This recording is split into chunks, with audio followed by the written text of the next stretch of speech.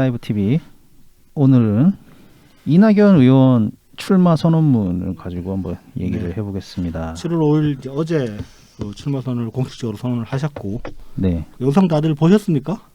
예, 봤습니다. 그 이재명 걸 안 보셨으니까 비교가 안 되겠네. 네, 맞아요. 비교는 못 하겠더라고요. 하지만 뭐 그래도 그 어떤 내용의 플로우 이런 흐름 컨텐츠는 다 파악을 하고 있으니까요. 뭐 역시나 진짜 비교가 많이 되더라고요. 이거는 뭐 동네 초등학교 일진과 네. UFC 챔피언의 차이라고 할까요? 뭐 그렇죠. 거의 뭐 태권도 흰띠랑 한 10단 유단자가 이렇게 붙여놓은 것 같은 그런 느낌 들 정도로. 아니 뭐 비율이 좀 과장이 심하시고 그냥 흰개미랑 인간의 차이 정도? 예, 좋은 비교네요. 네. 근데 하필 왜 흰개미지? 그거 제가 왓츠맨에서 나왔던 대사예요. 그 닥터 맨해탄이 네. 그거 했던 거. 네네. 네. 좋은 말씀 감사합니다. TMI야. 어쨌든 이 이낙연 후보의 이 출마 선언문은 영상을 다 보고 난 다음에 바로 또 보고 싶다라는 느낌이 들더라고요. 퀄리티가 굉장히 좋았어요. 엄청났고 그다음에 그 중간중간에 말씀을 하시면서 그 이낙연 후보가 취하시는 어떤 제스처 네. 엄청 자연스럽고 그다음에 그 배경에 깔리는 자막들 그다음에 뭐 색감 네. 뭐 하나 이렇게 거슬리는 게 네. 없더라고요. 빼놓을 게 없고 모든 영상 전체가 하나가 돼서 이렇게 자연스럽게 흘러가는 빠져들게 만드는 면이 있더라고요. 저는 그러니까 그 이낙연 대표의 가장 큰 강점이 이번에 이 출마 선언문에서 많이 보여졌다고 생각이 되는데, 그게 이제 어떤 거냐면은 뭐 민주당 역대 대통령님들이 다들 이제 그 정치적인 면에서나 뭐 개인기적인 면에서 출중하신 분들이긴 한데, 그 메시지를 잘 꾸며가 잘 포장해서 이제 전달하는 면에서는 지금까지 문재인 대통령님이 가장 뛰어났단 말이죠. 그게 이제 물론 그건 이제 문재인 대통령님 개인의 역량이 저는 다가 아니라 그게 그 이전 정부들에서 이제 보여줬던 것들을 가지고 이제 보완을 해나가다 보니까 지금 문재인 정부에서 이렇게 대언론 정책이라고 해야 되나? 그러니까 자체적으로 콘텐츠를 만들어 가지고 이렇게 전파시키는 그런 부분에서 퀄리티가 굉장히 올라갔다고 보는데, 연 대표님은 거기서 한 발짝 더 나은 것 같아요. 이번에 그 출마 선언문 보면은 그 문프 2017년 대선 때 이렇게 만드신 어떤 그런 홍보 영상들보다 훨씬 더 제가 보기엔 퀄리티가 더 높아진 것 같고, 특히 연 대표님 본인의 전달력이 너무 좋아요. 네. 그 워딩이 가장 또렷하게 들리고, 일단 또렷하게 들리고 어조가 굉장히 안정돼 있고 어색한 면이 전혀 없고, 그런 면에서는 연 대표님이 저는 민주당의 다른 대통령님들하고 비교해도 가장 뛰어난 그 연 대표님만의 가장 큰 강점이 그게 아닐까, 저는 그런 생각이 들더라고요. 네네. 나 사실 피곤해가지고 네. 이거 뭐 제대로 못 봤어. 나 이거 어제 그거 못 보셨어요? 네. 출마 선언문. 요거 혹시나 지금 이 방송 들으시는 분도 혹시 그 출마 선언문 영상 안 보신 분이 계시면은 요것도 10몇 분짜리인가 그런. 네, 12분 뭐 이렇더라고. 근데 실제로 연 대표님이 말씀하시는 건 한 8분 정도 되고, 뒤에 이제 한 4분 정도는 그냥 영상이 자막으로 나가면서 여러 가지 이렇게 그걸 무슨 영상으로 해야 되나? 아무튼 이렇게 영상으로 처리되는 부분들이 있으니까 참고하시고 한 번씩 꼭 찾아보시면 좋을 것 같아요. 왜냐하면 그만큼 퀄리티가 질이 높기 때문에 그거 보고 나면은 지지자 입장에서는 정말 으쌰으쌰하게 됩니다. 우리가 지지하는 후보가 이 정도 수준이 되는 사람이구나라는 그런 느낌을 주기 때문에. 이거 사실 출마 선언문 그 전문 정리된 게 있어가지고 그걸로 보고 있는데, 이것만 해도 이 메시지 자체만으로도 야, 이거는 달리 말이 필요가 없이 그냥 요거를 보여주면은 거의 영업 끝나지 않을까? 그런 수준으로. 근데 이제 저희 지금 이 2부 에피를 기획하는 목적이 뭐냐면은 연 대표님이 이제 가지고 계신 컨텐츠가 굉장히 많고 그게 수준이 높은 건 사실인데, 이걸 압축해가지고 사람들한테 전달할 방법이 아직까지는 잘 안 보인다는 거야. 이제 그걸 어떻게 전달할 것인가를 이야기해보자는 거거든요. 선언문 전체를 다 들고 와가지고 사람들한테 일일이 읽어줄 수는 없잖아요. 그치, 너무 길어. 이 선언문 자체가 굉장히 잘 짜여진 선언문이긴 한데, 예, 그건 맞아. 여기서 이제 뭐들을 집어내가지고 사람들한테 이런 걸 원한다면 연 대표님을 뽑아 달라라고 얘기를 할 것인가, 그걸 얘기해보자는 거거든요. 그래서 이제 출마 선언문 한번 이렇게 쭉 한번 훑어봅시다. 훑어보면서 이야기를 계속 해보도록 합시다. 네, 뭐 모든 어떤 출마 선언문이 다 그렇게 시작하겠지만은 일단 뭐 현재의 어떤 문제 상황, 네. 문제가 있고 그다음에 이 문제를 해결해 나가기 위해서 어떠한 일들을 하겠다 이런 것들이 출마 선언문의 큰 흐름이니까요. 네. 그래서 이낙연 후보가 얘기하는 지금 현재 우리 위기 상황이 어떤 모습인지 보면은 첫 번째가 이제 코로나19의 확산, 네. 그다음에 코로나19 확산에 따른 경제 침체와 민생 고통, 세 번째로 기존부터 이제 쭉 있어왔던 양극화, 뭐 네. 청년층, 네. 그다음에 저출생 고령화 문제들, 이게 이제 기존의 난제들이라고 하셨습니다. 네. 그리고 네 번째가 이제 평화 안보, 네. 군사적 긴장이 이제 문재인 정부 들어와서 많이 완화되고 나아졌지만 아직 불안정하다. 네, 그래서 일단 이렇게 문제 상황을 말씀을 하셨습니다. 그 실질적으로 이렇게 요걸 이제 네 가지로 나눠서 말씀을 하셨는데 실질적으로 보면 코로나에 따른 위기 상황이 이제 가장 크고 이게 거의 두 개 항목을 잡아먹고 있지 않습니까? 네, 세 개 항목까지 잡아먹고 있다고 봐야죠. 기존의 난제들에도 사실은 코로나 19로 인해서 그 난제들이 더 악화되고 가속화되고 있다라고 그 짚으신 부분이 있기 때문에 실질적으로 이제 코로나 19에 따른 여러 가지 어려움을 이제 크게 큰 덩어리로 묶어서 하나 얘기할 수 있는 것이고 나머지는 이제 안보 문제라고 볼 수 있는 거죠. 이렇게 보면은 그 이재명이 얘기했던 그 문제 의식의 시초하고 차별이 되는 게 이재명은 코로나 19에 따른 어떤 문제 의식을 이야기하지는 않았어요. 네네. 단순히 이제 불만을 부추기는 쪽에 집중을 했을 뿐이지. 현실을 얘기하지 않은 거네 그러면. 이재명이 말한 것도 현실일 수는 있어요. 그러니까. 근데 현실이 단편이고 그 네. 단편을 그러니까 지역적인 단편을 부각시켜가지고 그걸 전체의 문제로 확대시켜가지고 불만을 증폭시키고 그걸로 이제 갈등을 유발하면서 그 갈등을 가지고 있는 사람들을 자기 편으로 끌어들이려는 의도가 보였다는 거죠. 예, 그냥 무조건 양극화만 얘기했죠. 그렇죠. 양극화. 양극화의 뭐 청년 문제, 청년 어렵다까지만 얘기를 했지 그게 왜 어렵다, 왜 어렵냐, 뭐가 어렵냐 그런 얘기까지 짚지는 않는다는 거죠. 모든 것은 양극화다. 음. 재벌이 있는 사람들이 많은 걸 뺏어가기 위해서, 아니 뺏어가고 있어서. 네.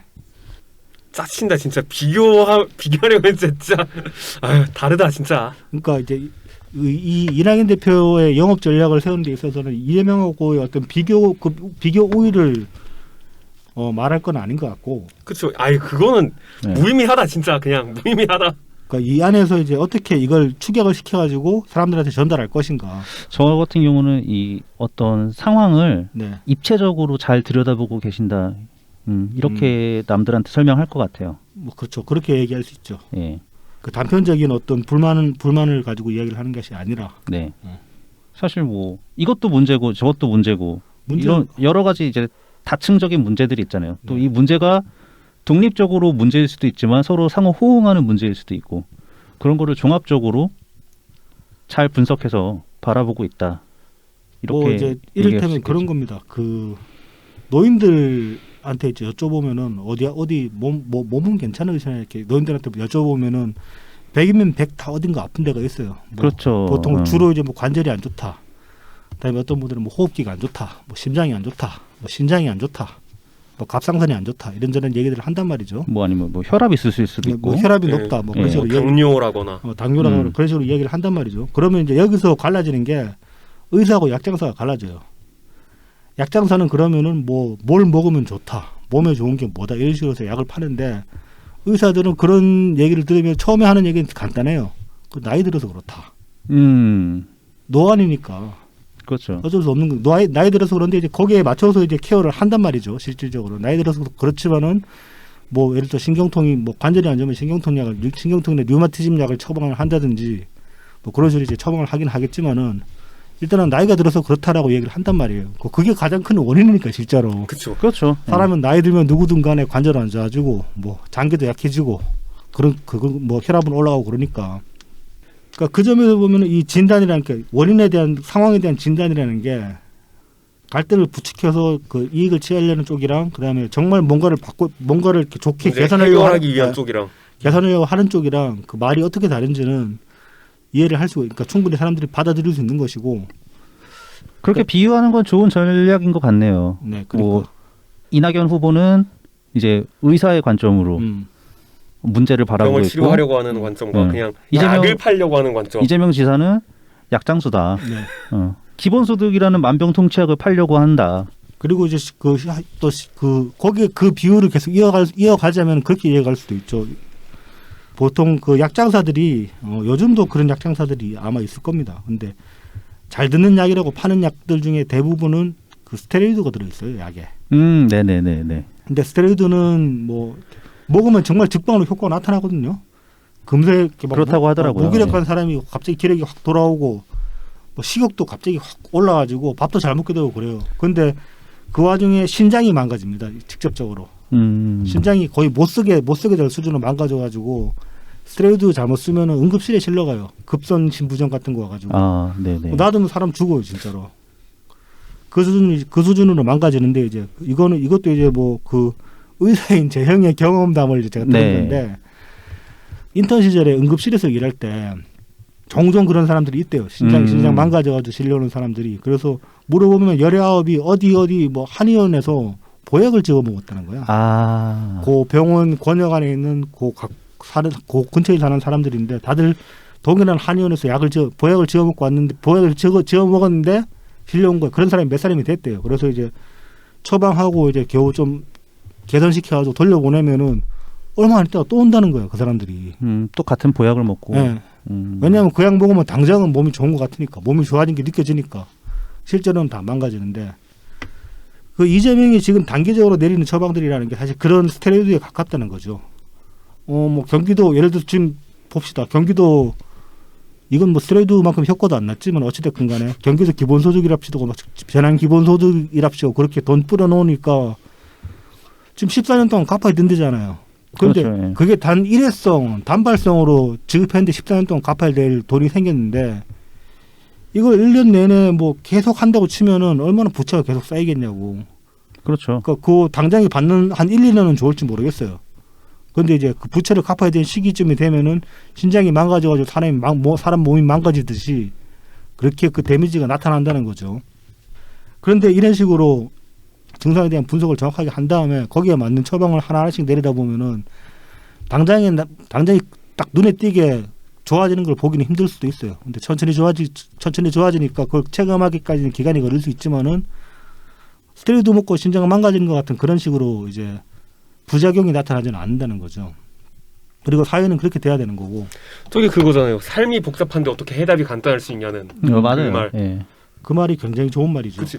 난 솔직히 그게 되게 사실 어떻게 보면 저게 진짜구나 싶었거든요. 솔직히. 근데 설득력 있는 굉장히 좋은 네. 비유를 이낙연 후보께서 예를 들으신 거죠. 왜냐면 그냥 간단하게 답이 나온다는 거는 어떻게 보면 거기에 수반하는 데는 부작용이나 이런 그 사이드 이펙트라고 해야 되나? 그런 네, 것들을 그렇죠. 고려하지 않을 때 나올 수 있는 그런 걸 수도 있거든요.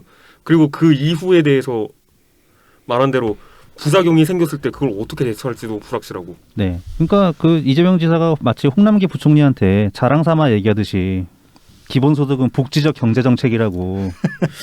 아니, 나 그게 그 약장수식 선동이죠. 복지적 경제정책. 뭔 말인지 모르겠어, 솔직히.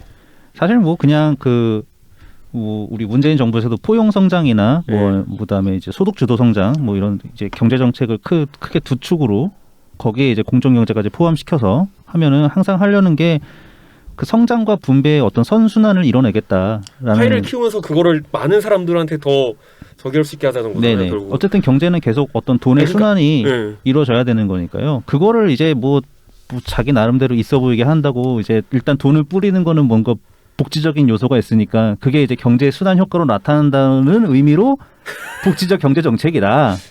이렇게 이제 썰을 푼 것 같아요. 뭐 근데 그게 말이 안 되는 거죠. 왜냐하면 그만큼 순환이 일어나지를 않고 일단. 보편복지라는 말을 하고 더불어서 그게 사실은 복지라는 게 경제적인 면이 있고 그다음에 복지라는 게 그 본질은 보편적인 것이기 때문에 복지라는 말 속에 경제 보편이 다 포함이 되어 있습니다. 그 의미에는. 근데 여기서 만약에 보편적 복지 그다음에 뭐 복지적 경제정책이라는 말을 만들어 버리면은 복지의 일부 요소들 복지의 다양한 요소들 중에 일부만 끄집어내 가지고 부각시키는 거잖아요. 그렇죠. 이러면 복지의 본질이 훼손이 됩니다.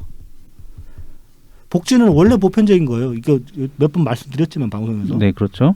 복지의 수혜 대상은 그 요건이 되는 모두인데 필요한 사람 그러니까 누구든 간에 그 요건이 되면은 모두에게 주기 때문에 보편적인 거예요. 이건희도 당장에 뭐 이건희는 지금 죽었지 참. 그러니까 이재용도 당장에 저러다가 쫄딱 망해가지고 기초수급 받을 요건이 되면 기초수급 받는 게 그게 복지입니다. 그리고 이재용도 그 건강보험의 혜택을 받잖아요. 건강보험의 혜택을 네. 받고 있고. 예. 네. 뭐 그만큼 건보료를 많이 내겠지만 내야겠지만 뭐 많이 내겠지만 많이 내고 있지만 뭐 네. 그런 대신에 받잖아. 그렇지. 그 요건이 충족되면 누구에게나 그 누구나 수혜 대상이 되기 때문에 복지는 본질적으로 보편적인 것이고 그다음에 사람을 어떻게든 안 굶어 죽게 그다음에 최소한의 인간성은 보장할 수 인간의 존엄성은 지킬 수 있게 살게끔 만들려는 게 복지잖아요. 네, 그렇죠. 그렇다는 거는 어떤 경제의 주체로서 최소한의 활동을 보장해 준다는 얘기가 되니까 복지라는 것 그 자체가 어떤 경제 정책의 일종이기도 합니다.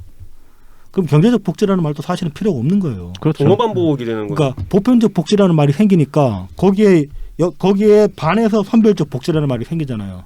근데 선별적 복지라는 건 말이 안 되는 거거든요. 근데 제가 생각한 건 보편복지 과정에서 선별 과정이 포함되는 그러니까 하위 카테고리 그러니까 보편적 맞는 보편적 복지라는 말이 복지의 네. 본질을 훼손하고 그러니까 있는 것이고 복지 과정에서 선별 과정이 포함되기 때문에 그냥 저긴 그게 단순히 네. 이제 선별하는 이유도 중요해요. 왜냐하면은 이상희 교수님이 이제 말씀하시는 거를 이제 들어보면은 복지라는 거는 필요한 사람한테 충분하게 도움을 줘야 되는 게 우선이기 때문에 이 사람이 어느 정도 보상이 그러니까 도움이 필요한지를 알아야 되잖아. 예, 그러니까 그쵸. 그런 과정에서 자연스럽게 정말 필요한 사람은 안 줘도 되는 그런 선별 효과가 과정이- 일어나는 거지. 예.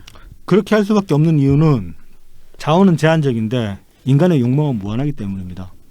그러니까 필요한 모두가 필요할 수 있어요. 모두가 필요할 수 있지만 모두가 필요한 걸 충족시킬 수는 없어요. 뭐 예를 들어서 당장에 100만 원이 급한 사람이 있는데 100만 원만 줘도 되지만은 이 사람한테 1000만 원 주면 1000만 원 마다합니까? 아닙니다. 1000만 원 다 받죠. 그럼요. 100만 원 그래서 자기가 당장 필요한 100만 원 쓰고 나머지 900만 원도 아주 즐겁게 쓰겠죠. 그러니까 복지는 그러니까 누군가를 지원을 할 때는 선별을 해서 필요한 만큼 줄 수밖에 없는 거예요. 왜냐하면 우리가 가지고 있는 자원은 제한적이니까. 뭐 최백은 항공운에서 돈을 무진장 찍어내면 된다고 하지만은 그러면 그거는 화폐 가치 떡락하는 거 아니에요? 화폐 가치가 떡락을 하죠, 당장. 네. 네, 그건 말이 안 되는 소리고. 아 근데 이거 얘기하다 보니까 또 연대표 홍보를 진짜 시간 아깝게 이런 거 까는 시간이 돼 버렸어. 뭐 이제 이러면서 이제 이 안에서 핵심을 찾아 나가는 거니까 아. 찾아 나가는 과정이라고 봐야 되니까. 아 역시 계속해 제가 봅시다. 알못이라 한계가 있어요. 네, 그래서 일단 이제 문제 상황을 지적하신 다음에 이낙연 후보의 지금 현재 위치는 후보이기도 하지만 지금은 국회의원이기 때문에 국회가 시급할 일을 언급하셨습니다. 네. 그래서 경제를 회생시키고 포스트 코로나 시대에 어떤 신산업을 육성하기 위해서 경제 입법을 서둘러야 된다. 일단 경제 입법 첫 번째로 말씀하셨고요. 그다음에 양극화 개선하고 사회 안전망을 확충하기 위해서 사회 입법 말씀하셨고요. 정치 혁신, 권력기관 쇄신 등의 지체된 개혁을 촉진할 수 있는 개혁 입법. 이제 세 개 경제 입법, 사회 입법, 개혁 입법 나왔고요. 네. 그다음에 이제 한반도 평화 진전을 위한 지원. 한반도 평화. 뭐 판문점 선언 비준부터 해가지고. 그치, 그런 그렇죠. 그런 것들이 있겠죠. 그다음에 일하는 국회를 정착시켜야 한다. 네. 네, 이렇게 5가지를 말씀하셨어요. 나 여기서 순간 박수 칠 뻔했어. 박수 치셔도 됩니다. 아 뽕찬다. 듣기만 해도 진짜 와 이게 이게 후보지 이런 사람이 대통령 하는 거지 자, 이제 그렇게 이제 그 기뻐하시는 건 좋은데 그 기쁨을 타인한테 어떻게 전달할 것인가. 아 그러네.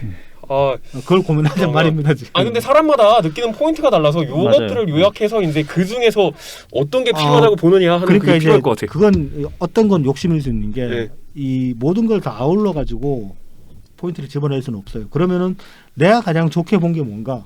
나한테 가장 공감이 가는 그런 거. 내가 가장 나한테 가장 어필된 게 뭔가. 그걸 일단 잡아가지고 네. 그것부터 다른 사람한테 설득하면은 더 열정적으로 설득할 수 있는 거죠. 난 이거 정말 좋았다 이렇게 얘기를 할 수 있는 거지. 야 이건 진짜 오졌다 이런 포인트가. 네, 그렇죠. 그런 그렇죠. 포인트. 네, 그런 포인트를 한 번씩 잡아봅시다. 오케이.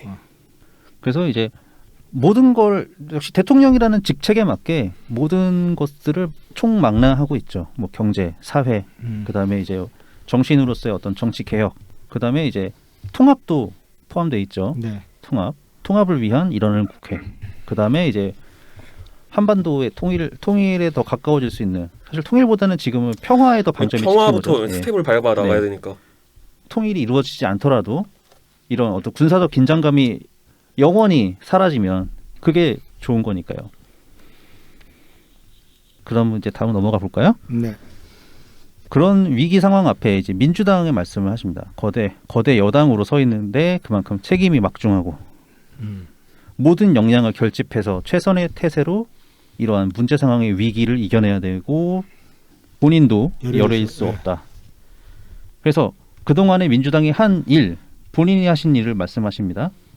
코로나19 국난극복위원장으로서 위기대처의 책임을 분담해왔고 국난극복위원장으로서 4개월 동안 활동을 하면서 한국판 뉴딜을 보완했고 장단기 입법과제 정리를 했고 포스트 코로나를 준비를 했다. 이렇게 말씀하시고 있습니다. 이 입법까지 정리가 굉장히 큰 일을 하신 건데 사실은 그 많이 이제 언론에서는 많이 묻힌 감이 있죠. 외면을 했죠 언론에서. 네. 외면을 대놓고 했죠. 말하면. 네, 외면을 했죠. 따라갈 능력이 안 되는 걸 수도 있어요. 아 이게 얼마나 큰 건가를 그냥 이제 캐치를 못하는. 얘네들은 아마 공부 안 하는 사람일수록 그냥 법안 자체가 통과되느냐 마느냐, 어떤 법이 통과됐냐 이런 것만 할 수 있고 이 입법과제 정리가 이제 정말 중요한 일이죠. 이 법안을 통과시키기 위해서 어떤 우선순위를 나누는 걸 거고 그다음에 어떠한 법안들은 같이 한꺼번에 컨비네이션 조합되어 가지고 통과를 하면은 더 좋은 시너지 효과를 낼 수 있겠다. 이런 것까지 감안을 해서 정리를 한 것일 테니까요. 그러니까 로드맵을 만들었다고 할 수 있겠죠. 그렇죠. 네, 그다음에 이제 총리 그때 뭐 총리 때 하신 일들, 재난 재해에 대응하셨던 일도 말씀하시고, 그래서 위기 앞에 선 거대 여당 민주당의 새로운 각오와 태세를 요구하셨습니다. 네. 필요하다고 하셨고요. 이거를 살펴보면 역시 이번에도 5가지를 언급하셨습니다. 책임 정당이어야 한다. 거대 여당으로서의 본분을 다하는 책임 정당. 그 다음에 과제의 성과로 응답을 하는 유능한 정당. 언제나 스스로를 낮추는 겸손한 정당. 그 다음에 공부하는 정당. 네. 이런 여러 가지 상황을 빨리 상황에 습득하는. 변화하는 상황에 맞게 선제적으로 대응할 수 있는 공부하는 정당. 그 다음에 이제 미래 세대에 희망을 드리고 신뢰를 받는 미래 정당이어야 된다. 네. 이렇게 이제 민주당으로서 필요한 5가지도 언급하셨습니다. 자 여기서 이제 좀 이거를 그 잘 맥락을 모르고 보면 의아할 수도 있는데 이게 지금 대선 출마 선언문이란 말이죠. 근데 이건 무슨 마치 당대표 선언문 같아 보이잖아요. 당대표 출마 선언문 같아 보이잖아요. 네네. 왜 민주당은 새로운 태세, 각오와 태세가 필요하다고 했을까? 이걸 한번 생각을 해봅시다. 그거는 저는 이제 문재인 대통령께서도 말씀하셨던 것처럼 이제 정부는 어떤 대통령 개인 당과 따로 움직이는 네네. 그런 행정부가 아니라 당과 함께 가는 네. 정부이고 이 기조를 계속 이어나가기 위해서 민주당 정부를 계속 이어나가기 위해서 이 민주당의 얘기를 함께 하신 게 아닌가 이렇게 생각이 됩니다. 네. 그 이낙연이라는 브랜드를 개인의 브랜드가 아니라 민주당이라는 민주정부라는 민주당의 브랜드로 브랜드로 규정을 지으신 거죠. 이 점도 이제 이재명하고 많이 차별이 되는 지점인데 이재명 그러니까 그런 게 있어요. 이재명 선언문은 어느 당에 이재명이 소속돼 있어도 그 선언문이 어색하지가 않아요. 어느 당으로 나와도. 근데 이낙연 대표의 이 선언문은 이낙연 대표가 민주당일 때만 유의한 선언문인 거예요. 그러면 누가 원팀일까요, 과연? 누가 원팀 정신을 정말 새기고 있는 걸까요? 아 정말 좋은 지적인 진짜 것 원팀은 같습니다. 그러면 이낙연 대표인 거죠. 이거 지금 원팀이라는 말 한마디도 안 하고 원팀이라는 워딩 한마디도 안 쓰고 원팀이라고 지금 말씀하신 거라고 이거는. 원팀이란 워딩을 쓰지 않으면서 원팀을 증명한 거네. 네.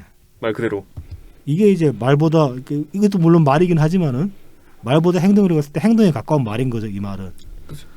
참 민주당이 지금 상황이 엄청 답답한 답답하고 이놈의 것들 그냥 확 다 집어 던져버리고 싶은데 엎어버리고 싶은데 그럼에도 불구하고 근데 제가 아까 말했던 대로 야 그래도 어쨌든 문재인 대통령도 지금 이제 거의 임기를 마감해 가고 계시는데 단 한순간도 민주당 정부로서 민주당 정부가 아닌 것처럼 행동하신 게 없잖아요. 그렇죠.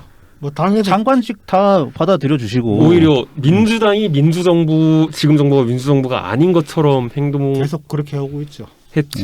연 대표님 당 대표일 때만 빼고. 그치. 네. 딱 그때 빼면은 민주당은 자, 그러니까 여기서 세일즈 포인트가 하나가 나오는 겁니다. 사실은 그 지금 이낙연 대표를 지지하거나 이재명을 지지하는 쪽도 똑같이 불만을 가지고 있는 게 국회입니다. 국회고 민주당의 활동입니다. 180석 몰아줬더니만 니들 뭐하고 있냐 그 얘기는 다들 해요. 여기서도 하고 저기서도 해요. 그런데 이제 거기서 그걸 정말 정면으로 짚어가지고 대통령 출마 선언문에 이걸 좀 집어넣어가지고 그러니까 그 180석 제대로 활용하겠다라고 말하는 거는 이낙연 대표밖에 없어요. 이렇게 하겠다는 사람 이 사람밖에 없다. 이 사람은 여기까지 생각을 하고 있다. 이 점은 충분히 한번 사람들한테 설득해 볼 만한 그 포인트가 되는 거죠. 특히나 뭐 약간 아주 깊지는 않더라도 민주당을 어느 정도 지지하고 있는 그런 분이라면 그렇죠. 예, 이거는 굉장히 설득할 수 있는 좋은 어필한 포인트가 될 것 같아요. 세일 포인트로 아주 유효하다. 예. 뭐 이 말씀이 정말 다 지켜지기는 쉽지가 않을 겁니다. 왜냐하면 이건 만약에 연 대표가 대통령이 되신다고 해도 대통령 혼자만의 결단으로 할 수 있는 일은 아니기 때문에 그럼요. 당에서 일단 협조를 하긴 해야 되니까. 그리고 사실 이걸 해내려면 우리가 송영길 쫓아내야 될 거예요. 아, 11월 달에 쫓아내야 될 거예요.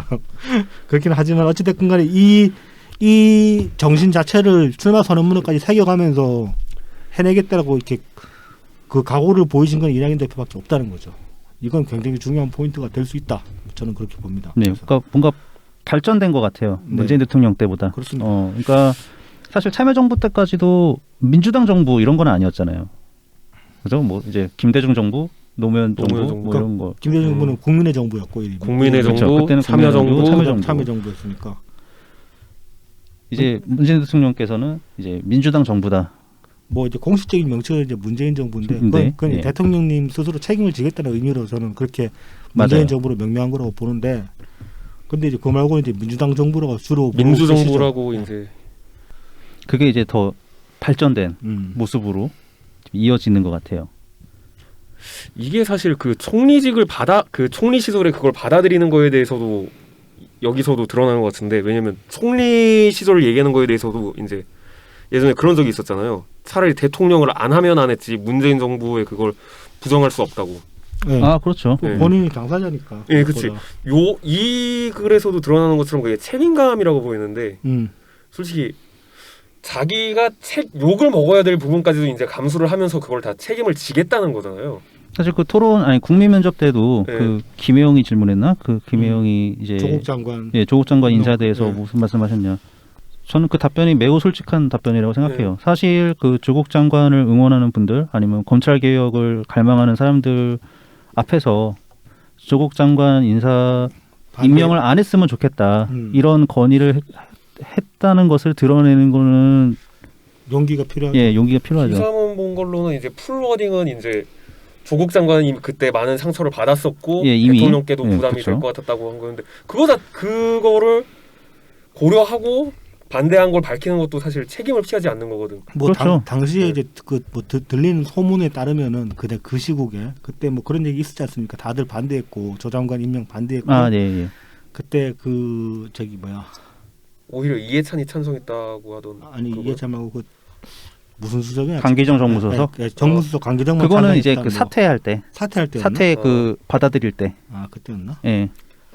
그거는 저기다. 그러니까 그 조 전 장관이 이제 사퇴를 발표하실 시점에 이제 다른 이제 그 뭐 참모나 그 여당 쪽 인사들과 이제 어느 정도 얘기가 돼 있는 상황에서 이제 그런 5인 회동인가 이제 비서실장 정무수석 당대표 이해찬 당대표 그다음에 이제 이낙연 총리 뭐 이런 식으로 해가지고 모였을 때 강기정 정무수석 정도가 이제 반대를 했었다. 예, 반대를 했었고 사퇴를 반대하고. 예, 그랬다고 하죠.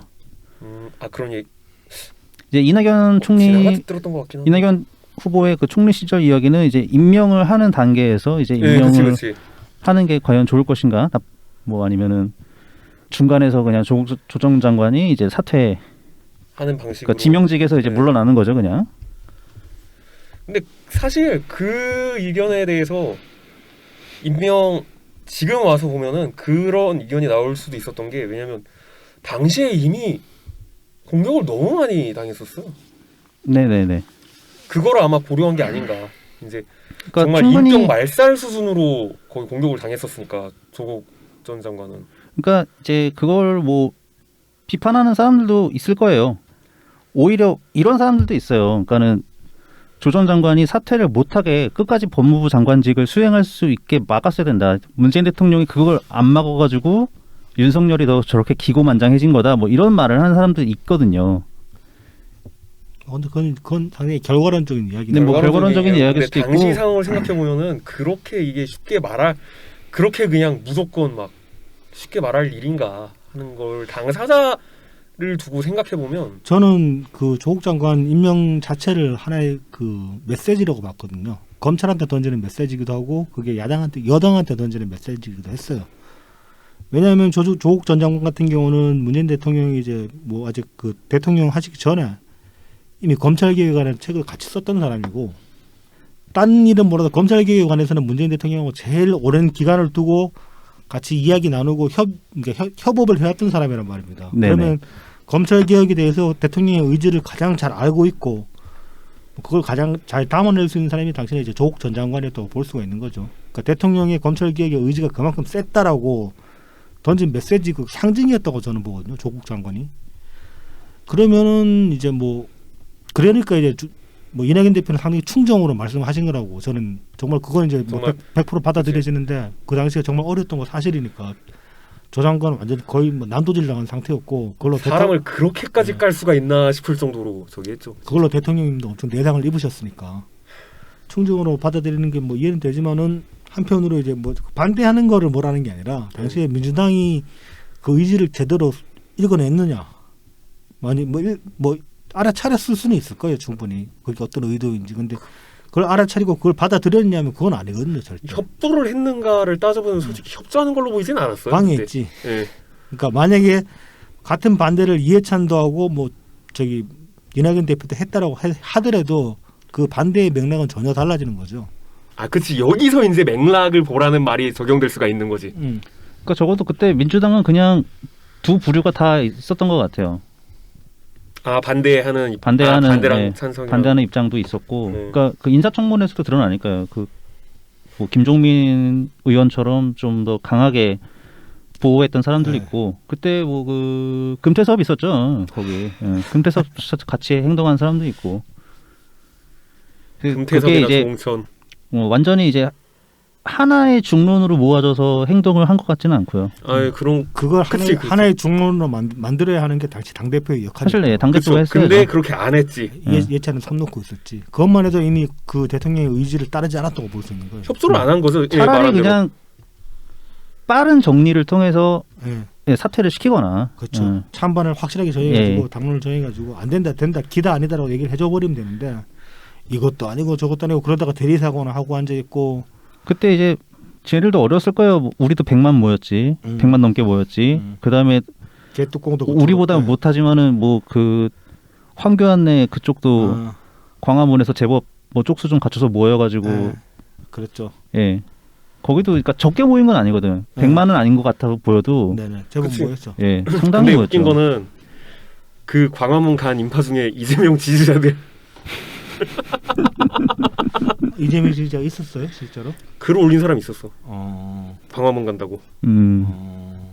아니 뭐 당장 이재명 지지자들이 조국 장관 고발한 그런 것도 있었는데, 정경심 교수 고발한. 아, 그 사법 무슨 사법 시험 존치 모임 네. 그쪽 아닌가? 사시존치, 네. 장치존치. 왜 아예 과거 시험도 다시 치르게 해달라 그러지? 과거 시험. 공무원 시험 있잖아. 과거 시험이 있지. 그게 과거 시험 비슷한 거죠. 뭐. 과거 시험 아직 있잖아. 응. 뭐 아니, 구급부터 단계별로. 사심은 없지 행시 외시 다 있잖아. 아, 자, 그래서 계속 봅시다.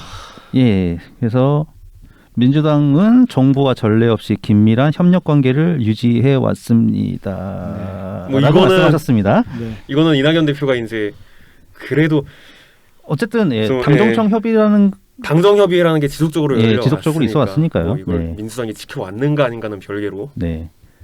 그래서 이제 당정 협력의 새로운 강화를 요구하고 이제 국난 극복이야말로 당정의 시대적 책임 문재인 정부의 성공입니다. 그래서 이런 당정 관계 계속 말씀을 하십니다. 그래서 네, 민주당의 역량을 키우고 역할을 확대해 갈 것입니다. 그러니까 당을 좀 그 이 출마 선언문의 반 이상을 당의 할애를 하시잖아요. 당의 역할을 할애를 하시잖아요. 이게 굉장히 크다고. 원팀으로 가자고 계속 지금 주장을 하시는 건데 이거야말로. 네. 이게 또 좁게 보면은 우리가 민주당의 대선 경선을 연기하느냐 마느냐 이 얘기하면서 예. 경선을 연기하자는 쪽에 근거로 아무래도 대선 후보가 이제 선정이 되고 나면 이 당의 움직임이 현재의 문재인 정부보다는 좀 대선 후보 쪽으로 쏠릴 가능성이 있으니까. 국정 동력이 그쵸. 손실된다는 거죠. 네네네. 근데 지금 정권 말까지 통일적으로 그 대북 문제 쪽으로 계속 지금 역량을 동원하시겠다고 네. 대통령이 말씀을 네네. 하셨기 때문에 그다음에 뭐 코로나 관련 지금 경제 뭐 방역 계속 이어져야 되고요. 막힘없이. 그렇죠. 그래서 그런 거를 염려하신 부분이 아닐까. 예, 그런 생각도 충분히 듭니다. 그럴 수 있죠. 예. 네. 어쨌든 이 이낙연 후보께서도 민주당 멱살 잡고 캐리하시겠다는 그런 그치. 네. 명함이 의지를- 그러셨던 것처럼 네. 그렇죠. 그것까지도 다 이어받으시겠다는 그 왕건의 무게까지 같이 감당을 하겠다. 그렇죠. 이재명 절대 하지 못할. 이게 상남자지 이게요. 그러니까 이 선언문을 이제 요약하자면 그 공식적으로 원팀을 말씀하신 거와 더불어서 그 문재인 정부의 그 기조를 이어가겠다라고 선언하신 거나 마찬가지라고 볼 수 있는 거죠. 네네. 그러겠다는 단 한마디 그렇죠. 말씀도 네. 없이 그렇죠. 그리고 이게 결국은 이재명 민주정부 사기를 그대로 계승하겠다. 책임까지도. 이재명은 내가 민주당 사기 정부를 열겠다. 네. 마치 개국하겠다. 이건 개국하겠다는 거 왕조가 바뀌는 거 느낌이 그렇죠. 아니에요? 왕조를 바꾸겠다는 저는 거죠. 솔직히 이재명이 만약에 대통령이 된다 그러면 저는 그걸 정권 교체라고 보거든요. 저도 그렇게 봅니다. 네. 예. 근데 이제 거기서 한 발 더 나가서 그 이후에 재창출이 가능하냐는 의미에서 정권 상실까지 이어질 거라는 그 저기도 있는데 아주 큰 상처를 남길 가능성이 있어서 우리가 싫어하는 굉장히 거죠. 치명적일 가능성이 예. 높지 않나. 이재명이 될 경우에는.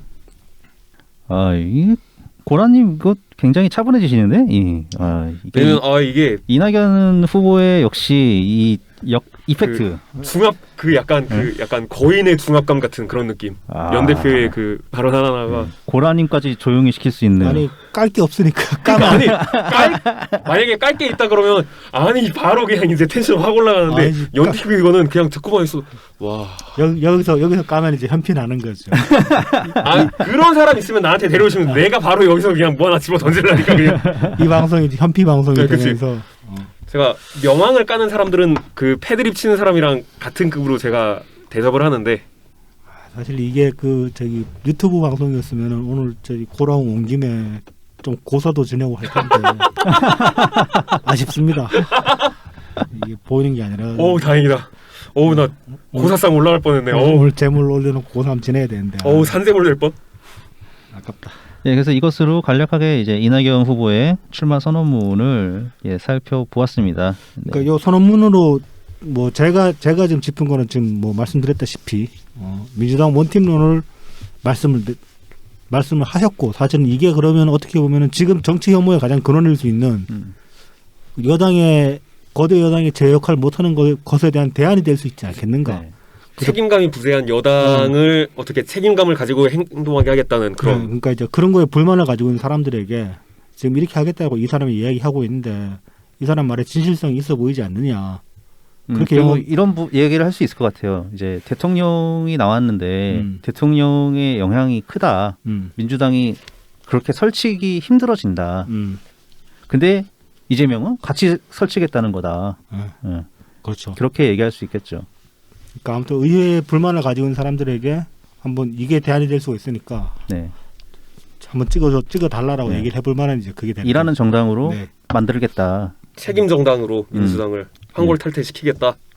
그리고 좀 이제 좀 다른 이야기인데 이거 연 대표님 두 번 이제 토론을 하시는 거 보면서 제가 느낀 게 그 이재명을 대하는 어떤 태도가 2002년에 노무현 대통령이 이인재 대하던 태도하고 비슷하구나라는 게 많이 느껴졌거든요. 그때가 기억나십니까?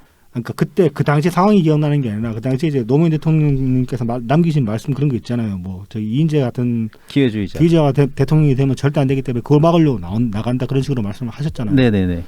근데 지금 저희 이낙연 대표가 이재명을 바라보는 시각이 비슷하게 보이는 예, 그거랑 비슷해요. 네. 그러니까 어떻게든 막아야 되겠다. 저 사람 정말 안 될 사람이다라고 생각을 하시는 것 같더라고요. 네네. 단순히 경쟁자가 아니라 저 사람 돼서는 안 되는 사람이다라고 생각을 하고 나오신 것 같다. 뭐 그런 느낌 많이 받았습니다. 그러니까 뭐 나를 밟고 나가던가 아니면 네가 그걸 고치던가. 네 주댕이가 왜 이렇게 가볍냐. 근데 그거 안 행동이 가볍다. 행동 거지가 가볍다. 네. 이거를 계속 지적하시고 계신 거죠. 그렇죠. 솔직히 약간 그 큰 어른이 되게 동네 양아치 좀 삼교육하는 그런 느낌도. 그렇죠. 예. 네. 근데 말귀를 못 알아듣지. 사실 이제 양아치니까. 이쪽은 좀 패서 가르쳐야 되는데 이게 뭐 카메라도 있고 법치 국가인 걸 다행으로 여기세요. 아니야, 근데 패면 몇 도들고 맞고 나가지고 우쭈 째주는 놈들이 있어가지고 김호중 같은 놈들이 있어가지고 그것도 쉽지가 않아. 솔직히 이쯤 되면은 이거는 종교의 영역으로 봐야 되지 않나. 어쨌든 패는 거는 이제 우리 백바지님께서 예, 잘 해주시는 걸로. 근데 약간 불안하게 보는 시각도 있는 게 이거 박용진이 12년 이정희 포지션이 돼버리는 거 아니냐. 그렇죠. 그렇게 볼만한 뭐 여지도 없지는 않은데. 다만 차이가 있는 게 당시에 12년대 그 이정희는 그 박근혜 지지 쪽에서 보기에 완벽하게 문재인 대통령이랑 한 팀으로 보였단 말이죠. 그 사람들 인식 그러니까 그 사람들의 시각에서는 그렇죠. 어차피 같은 그냥 그 저게 아니냐. 근데 지금 이재명 지지자들이 박용진을 연 대표랑 같은 팀으로 볼까? 저는 그건 아니라고 보거든요. 다만 이제 이재명이 다구리 당하는 듯한 그런 모양새로 그쪽 지지층이 더 결집할 수는 있을 것 같아요. 근데 솔직히 그분들의 세계관은 정말 너무 어메이징한 적이라서 아니 심지어 나는 조홍천을 이낙연 대표랑 저기로 보는 지지자도 봐가지고 신기하네. 예, 나 그거 보고 이건 뭐라고 반박을 할 말조차 떠오르지 않을 정도로 그냥 그 접점이 어딘지 한번 물어보지 그랬어요. 조홍천이랑 이낙연 대표는 접점이 어디 있길래 그렇게 생각하냐고. 나중에 한번 물어보시는 걸로. 한번 물어볼까? 예. 아니 그냥 야 유튜브에 다 나와 있어 막 이러고 끝이라. 근데 답변들이 그 유튜브가 어딘지 한번 알아가지고 한 번 더 오세요. 잠깐만 또 그럼 시리즈 기획문. 잠입 취재 한번 해보십시오. 예. 주변에 이상한 분들 많은 것 같은데. 이미 잠입 취재가 아니에요 저는. 나 거기서 이미 대판한 게 지금 며칠째 대판하고 있어. 그래요? 잘하시고 계십니다. 목적 자체가 대판하러 들어간 거거든. 재밌네. 그런 판은 못 참지. 어쨌든 근데 박용진 후보 같은 경우는 또 나름 그 빌드업을 잘 했어요. 내가 괜히 이재명 까는 게 아니라 나는 이재명과 양자 구도를 만드는 게 우리 민주당 대선 경선의 흥행을 만들 수 있을 것 같아서 그래서 이렇게 자꾸 지적하는 거다. 그러니까 체급 분리기를 영리하게 하고 있죠 지금. 네, 근데 실제로 체급 분리기 효과는 있는 것 같기도 해요. 사실 지금 박용진이 이재명을 잘 까고 있으니까 우리가 이제 잘한다 그러고 있긴 하지만은 만약에 연 대표가 지금 그 지지율 1위였다고 그러면은 박용진은 연 대표 깠을 거예요.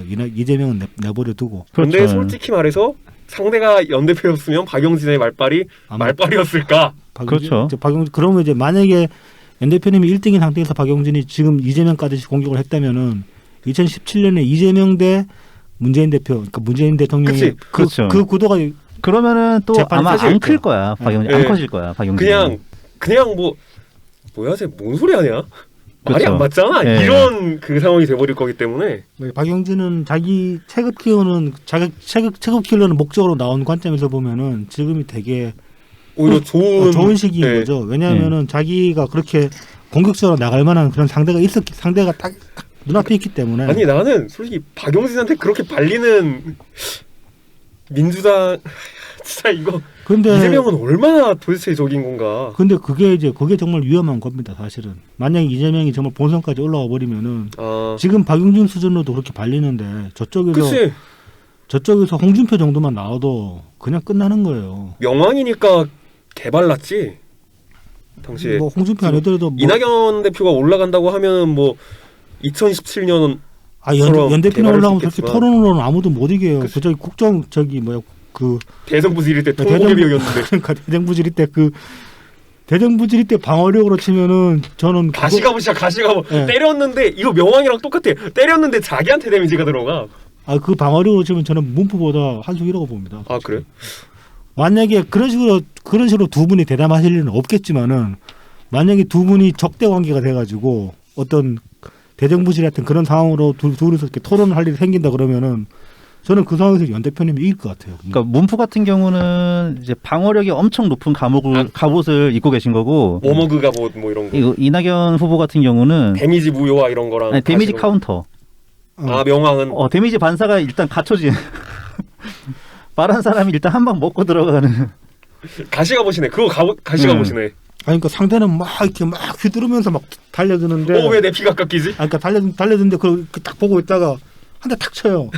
그럼 달려갔던 놈은 쭉 빠져가지고 나가 떨어지는 거야. 다 그래. 그러면 비유하자면은 데미지 반사와 흡혈탱의 그런 차이인 건데. 그러니까 문재인 대통령님이 되게 날카로웠던 시절은 그 참여정부 때 그때였거든요. 민정 비서실장. 비서실장이 시절. 민정하실 때 뭐 비서실장 할 때 국정감사할 때. 그때였는데 그때의 전투력보다 나이가 문프랑 동갑이시잖아요. 이낙연 대표. 네네. 근데 같이 늙어가는 와중에 이낙연 대표가 받아치는 게 그 총리 때 보이신 그 받아치는 실력이 저는 더 좋았다고 보거든요. 훨씬 이거는 진짜 연년이 쌓이면서 그러면 그런 걸 볼 수도 있지 않을까요? 이 수준으로 왜냐면은 딱히 격렬하게 받아친다기보다는 그냥 흘려치는데 데미지가 그냥 크리티컬로 들어가는 그런 느낌이었거든.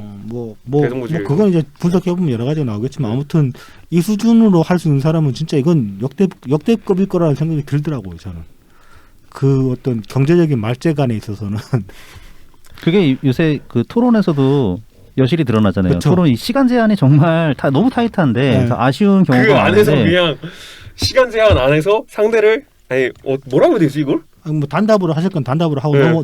넘어 버리시잖아. 그냥. 예. 5초 안에 답변하는 거 그걸 누가 해내냐고. 이재명 지사는 그게 안 돼가지고 일단 듣고 한꺼번에 답하겠습니다. 이런 얘기를 하고 안 되는 건지 그거 네. 의도적으로 하는 걸 수도 있어. 의도적으로 하는 네. 거지. 자기 말 시간 다 빼버리려고 왜냐면 그런 것 자기가 같기도 하고. 말하면은 자기한테 손해이기도 하고 예. 시간이 깎이는 손해도 있지만 일단 자기 그게 떨어지거든. 대답을 안 할 수는 없으니까 그냥 한꺼번에 한다는 핑계로 최소화시키는 거지. 근데 이제 하나만 하는 소리만 하고 계속 말 돌리고 무슨 네. 전제의 어떤 수식만 계속 붙이다가 문장이 끝나버리고 그러니까 사실 그 질문에 벗어난 대답을 하거든요. 네. 예. 아 맞아. 빙빙 돌리면서 예. 그런 다음에 뭐 정 안 되면 뭐 맥락을 아니 외교무대 나가서도 그럴 거냐고 그러니까 진짜. 그러니까 너님이 그렇게 생각하시는 거고요. 뭐 이런 대답이나 하고 외교 나가면 이제 막 성질 부리다가 뭐 졌다는 경우 생기고 그러겠죠. 재소성 핵 맞아 우리나라. 바로 이제 국지전 일어나고 아주 그냥 그럼요. 그걸 보고 싶으면 이재명 찍는 거지. 아무튼 저는 오늘 출마 선언문 가지고는 아까 말씀드렸던 그 점이 가장 세일즈 포인트가 될 수 있지 않을까 싶습니다. 지금의 민주당의 뭐 강점이면 강점 아니면 약점이면 약점을 잘 연결을 해가지고 그 지인분들한테 설명을 하면은 되지 않을까. 그러니까 정당 정치에 불만이 있으신 분들, 네. 특히 여당에 불만이 있으신 분들한테 여당을 이렇게 하려고 한다. 그렇게 이제 한번 설명해 보시면 어떨까라는 생각이 드네요. 난 개인적으로 생각하는 게 일단 그냥 야 솔직히 이낙연 졸라 상남자다 이걸로 한번 뺀 다음에 그걸로 이어갈 수 있지 않을까. 뭐 상남자라는 건 어떤 예를 들어가지고 설명을 하실 겁니까? 아까 말했던 대로 저기잖아요. 아까 제가 말씀드렸던 게 책임을 피하지 않는다는 거였잖아요. 아 솔직히 그게 진짜 상남자지. 그렇게 표현할 수도 있죠. 노빠꾸다. 예, 그렇지. 아니 다가오는 걸 피하지 않는다. 피하지 않는다. 뭐 이제 그거는 져야 할 책임을. 그거는 이제 이재명하고 비교해서 설명할 수는 있겠네요. 아 맞아. 나 솔직히 왜냐면 맞아. 이재명은 남탓만 하잖아. 남탓만 하고 남자답다란 그런 느낌은 받아보지 못했어. 아니 국정감사 때 도망 다니는데 이낙연 대표는 쫄특 이런 느낌. 이낙연 대표는 그 대정부질에서 그냥 대정부들이 다 받아쳐가지고 다 사실이 아닌 건 그냥 조져버리고 예고. 있더라. 그런 거 얘기할 수 있겠죠. 바로 그냥 그래서 아무튼 이 영업 전략은 정말 어렵긴 한데 그쵸. 계속 해야 됩니다. 계속 해야 되고 생각을 해봐야 돼. 네. 그 경선 날까지 저희도 그냥 뭐 저희가 옳다라는 뭐 그런 게 아니라 오를 수도 없고 네, 그냥 이거야말로 진짜 이거는 아무 말이나 아무 영업 말이나 계속 방법은 하는 사실 건데 방법론이지 말 그대로. 그렇죠. 예. 그리고 실제 효과가 나야 되는 거고. 맞아요. 그러니까 저희 그냥 아이디어 하나 보태는 심정으로 그렇죠. 녹음하고 있는 거니까요. 그렇게 생각해 주시면 네. 좋겠습니다. 네, 그러면 오늘 녹음은 이렇게 마치고요. 뭐 다음에 또 시간 되시면은 아니, 저희 코라운 네. 끝나기 전에 못 하신 말씀 좀 하시고 싶은 말씀 있으면 좀 하시고 끝내도 될 것 같은데 시간 남아가지고 잠깐만 나 아까 전에 순간 생각난 거 있었는데 뭐였지? 그 진짜 울컥해가지고 나 이거 있었거든요. 송영길이었나 이재명이었나 이거 까려고 했던 거였는데 뭐였지? 시간 좀 얘들은 깔게 나 진짜 깎게 너무 많아서 그냥 그러니까 하나 지나가니까 아니 근데 또 연대표 얘기를 하고 있던 중이었잖아요. 네네. 그러니까 얘들이 그 깔게 생각났다가 순간 이딴 것들 얘기해서 뭐하냐 연대표 얘기하고 있는데 이러고 그냥 머리에서 지워져 버렸어. 솔직히 그렇잖아요. 아니 사람 얘기를 하고 있는데 흰개미가 발 문 거를 얘기하겠어요? 알겠습니다. 지금 네, 그냥 별로 좋은 말씀 감사합니다. 괜히 말 시켰네. 뭔가 좋은 게 있었는 다 이제 까먹으신 걸로. 그지. 예. 좋은 말씀 감사한데 이제 말을 시킨 보람이 없잖아. 오늘 타율이 안 좋네요. 네. 아유 오늘 이해로 방송 지금 편집할 것도 걱정되고 이게 괜찮아 뭐 저는 이제 못 지우면 그냥 살린다 이런 주의이기 때문에 그냥 내보냅시다. 편집하지 네. 말고 내보내고 네네. 그냥 이번엔 경고 좀 붙여야겠어. 그 녹음 레벨 높을 수 있으니까 예. 이어폰으로 들을 때 특히 주의하시라. 네네. 자, 그러면은 다음 주에 또 찾아뵙겠습니다. 네, 감사합니다. 한 주간 건강하시고요. 감사합니다. 감사합니다. 감사합니다.